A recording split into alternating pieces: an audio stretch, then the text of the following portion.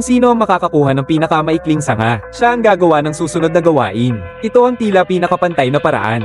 Ngunit sa harap ng pagsubok sa buhay at kamatayan, may magtatangkang mandaya. Sige. Dahil ako ang napili bilang pinuno. Ako na ang pipili kung sino ang gagawa ng gawain. Hindi ko inaasahan. Ang mungkahi ng first mate na magpalabunutan, ay siya pa ang kinampihan ng lahat sa harap ng kasakiman ng tao. Wala siyang nagawa kundi tanggapin ang itak, at pilitin ang sariling tapusin ang misyon. Walang nag-akala na babalik pa siyang buhay. Dati, isa itong normal na barko na nanghuhuli ng balyena. Pero 10 minuto pa lang ang nakalipas, isang malaking halimaw na alimango ang umakyat sa barko. Bago pa makapag-react ang mga tripulante, 3 na agad ang napatay nito. Nang makita ito, dali-daling kinuha ng kapitan ng palakol, at buong lakas itong ibinato sa halimaw. Pero ang palakol ay tumalbog lang, at ang kapitan pa ang napagbalingan at pinagputol-putol. Sa pagharap sa ganoong kalakas na halimaw, balak na sana ng mga tripulante na sumuko na lang. Ngunit sa sumunod na segundo, biglang umatras ang halimaw na alimango sa ilalim ng kubyerta. Iniwan nito ang problema sa iba. Kailangan may bumaba para tingnan. Ngunit walang gustong magpakamatay. Kaya nagmungkahi ang punong mate na magbunutan na lang. Yun pala, sa huli, napahamak siya. Kaya ang tanging nasa isip niya ay harapin ang kamatayan. Maingat siyang bumaba sa pinakailalim. Doon niya natuklasan na naghihintay ang halimaw ng mabibiktima. Habang siya'y hinahabol at halos mawala ng ulirat, biglang tumigil ang halimaw na alimango, at kinuha ang kapitan na kinakain niya. Kinontrol niya ito para magsalita ng wika ng tao. Fiddler's Island. Dalhin mo ako doon.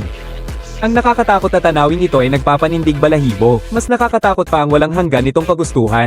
Kailangan nitong kumain ng isang tripulante kada 3 oras. Ngunit agad na pinakalma ng unang piloto ang kanyang sarili, at nag-alok ng kasunduan sa halimaw na alimango. Iyon ay hindi nito siya kakainin, at ibabalik ang isang bagay ng kapitan sa kanya. Matapos ang kasunduan, isinuka ng halimaw alimango ang laman ng tiyan nito. Pinigilan ng primeros ang kanyang pagkadiri, at natagpuan doon ang susi ng kapitan.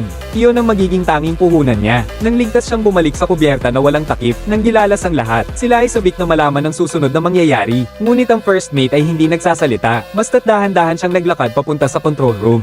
Agad na napagtanto ng mga tripulante na may mali, dali-dali nila siyang hinabol. Buti na lang at nauna siyang makapasok sa silid. Binuksan niya ang ball ng kapitan. Nakipag-usap ako sa halimaw na iyon. Sa pagkakataong ito, sa wakas ay nakuha na ng first mate ang kapangyarihang magsalita. Matapos magsitahimik ang lahat, sa kanya sinabi ang hinihingi ng halimaw na alimasag para makalapag. Ang unang kailangan nilang lutesin ay ang pumili ng isang tao na ipapakain dito. Sa pagkakataong ito, sa kanyang paggabay, lahat sila ay sabay-sabay na tumingin sa malaking tao.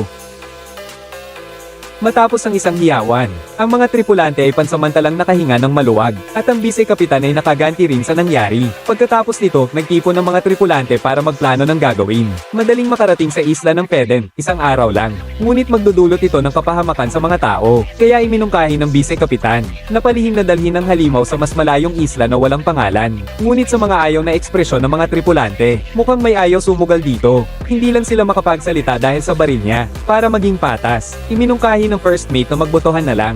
Ang X ay para dalhin ang halimaw sa Fedden Island, para matupad ang pagnanasa nitong kumain ng tao. At ang bilog naman ay para sa isla na walang pangalan. Nalaman nilang anonymous ang botohan. Kaya naman, ang mga tripulante ay malaya nang nakapili. Ngunit habang naghihintay sila ng resulta, nagbago ang isip ng punong mate. Sinabi niyang minarkahan na niya ang mga boto, at ipinahayag na may 2 tax seal sa mga tripulante, na walang pakialam sa buhay ng mga taga Fedden Island at naglagay ng X. Ang kanyang mahigpit na tono, ay nagpakabagad sa mga tripulante. Pagkatapos, pinatabi niya si Lao Hei. Biglang nanahimik ang buong barko. Napunta kay Xiaobei ang atensyon ng lahat, ngunit biglang nagpaputok ng baril ang first mate. Hindi si Xiaobei ang pinatay, kundi si Lao Hei at ang kanyang kapatid. Nang maalis ang mga salot, nagkaisa na ang buong barko. At hindi na rin daw mag-aalala ang mga halimaw sa dagat na magutom sa susunod na 6 na oras. Nang makita ito, umakyat ang first mate sa pinakamataas na bahagi para magbantay. Ngunit bigla na lang niyang narinig na tinatawag siya ng halimaw sa dagat. Dali-dali siyang bumaba para tingnan. Ang totoo, nagmamadali palang umahan sa isla ang halimaw sa dagat para kumain ng tao. Pero kabibigay lang naman nila ng pagkain dito. Habang nagtataka ang first mate, biglang may mahinang boses na nanggaling sa likuran niya. Kaya pala ang halimaw sa dagat ay nanganak ng napakaraming supling. Hindi nakapagtataka kung bakit nagmamadali itong pumunta sa isla ng Peden.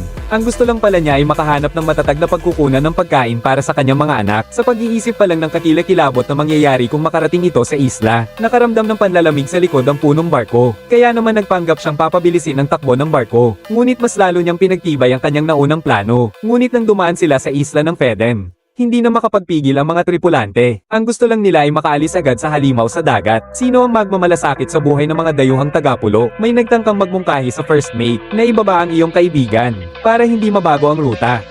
Gisingin mo ako bukas ng umaga.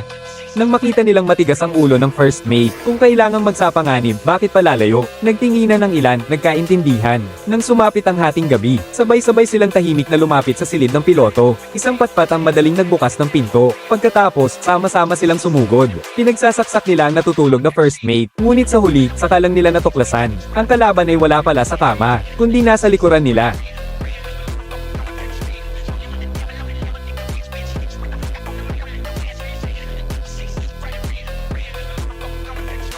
Matapos niyang patayin ng 4 na tripulante, napansin ng punong opisyal na may isa pa palang nakaligtas, dahil tumanggi ang matanda na sumali sa pagpatay. Ikinulong siya sa isang kahon. Nagpapasalamat na hinayla siya ng punong opisyal palabas. Pagkatapos, nagtulungan silang dalawa. Isa-isang itinapon ng mga patay na tripulante sa ilalim. Ipinakain sa halimaw sa dagat at sa mga anak nito, ngunit nang iaangat na ang huling bangkay. Biglang sinabi ng segundo sa matanda, wala siyang ginawang marka sa tiket. Naguguluhang lumingon ang matanda.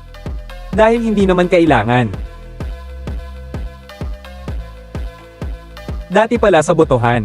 Lahat maliban sa sarili niya, nilagyan niya ng X. At ganun nga, isa-isa, inililigpit ng punong barko ang lahat ng rebelde. Pagkatapos nito, itinigil niya ang barko, bumaba sa ilalim, at nilinlang ang halimaw sa dagat na nakarating na sila sa Isla Fidden. Habang nagagalak ang halimaw, sinimulan niyang ipaliwanag ang layunin ng kanilang pangingisda. Ito mismo ang mga nanggaling sa kanya, ang mga langis na kinukuha sa loob ng peteng. Nang makita ang langis na kumalat sa sahig, binunot ng first mate ang kanyang baril. Nakaramdam ang halimaw ngunit wala itong takot. Dahil hindi tinatabla ng bala ang balat nito, ngunit hindi pala ito gagamitin para barilin siya.